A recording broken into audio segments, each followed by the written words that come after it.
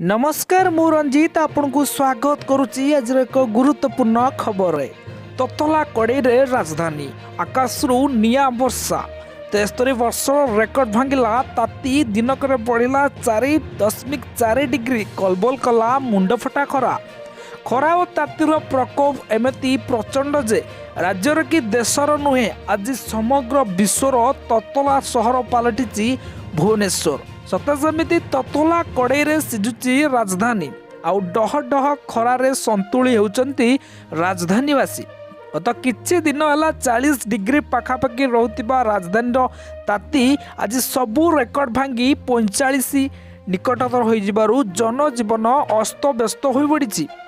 मंगलवार राजधानी सर्वोच्च तापमात्रा थिला 39.8 डिग्री बुधवार पार हठात 4.4 डिग्री बढ़ीगला आउ राजधानी रे ताती मार्च मासर सर्वकालीन रेकर्ड 42.2 डिग्री छुईला। राजधानी प्रतिष्ठा हेबा दिनटू भुवनेश्वर रे मार्च मासरे एमिति ताती अनुभूत केबे होई नथिला। तेणु एप्रिल आरंभ न होउणी राजधानीवासी पचारले केबे खरारु त्राही मिलिबो। एपटे पाणीपाग विभाग कहूची आसंता 2 दिन पर्यंत खरारु त्राही नाही। पारद 45 डिग्री टपी पारे। आज अपराह्न 10टा बेलू सूर्य देवता प्रकोप आरंभ हो जाइतला। दिन जेतिकी बढ़ुला ताती सही अनुसार बढ़ुला। पूर्वाह्न 11टा बेलू पारद 40 डिग्री छुईला। यापर पारद उपरमुआ हो चलीला। रास्तार जी जाऊला आकाशरू निया हुड़ा हसिबा भली लगुला।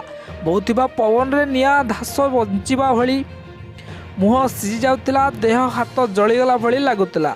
लोक टाण खरारे सिझुतिले। मुंडरू गम गम झाल बहुतिला। फगुण सरू सरू एमिति ताती राजधानीवासी को अस्तव्यस्त कर पकाउतिला।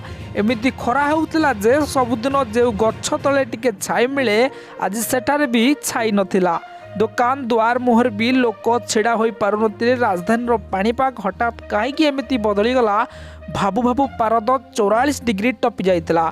अपराह्न 1टा 30 रु 2टा 30 मध्य पारद 42.2 डिग्री 44.2 डिग्री छुई जाइतिला। हेले लोक को रास्ता कड़े पानी टोपाए भी मिल नथिला। बीएमसी एपर्यंत जलछत्र खोली नथिबारु कि काहाकू खोलिबाकू अनुमति देई नथिबारु मनिषरू आरंभ करी पशुपक्षी पर्यंत समस्ते खरारे आउट पाउट हेउतिले।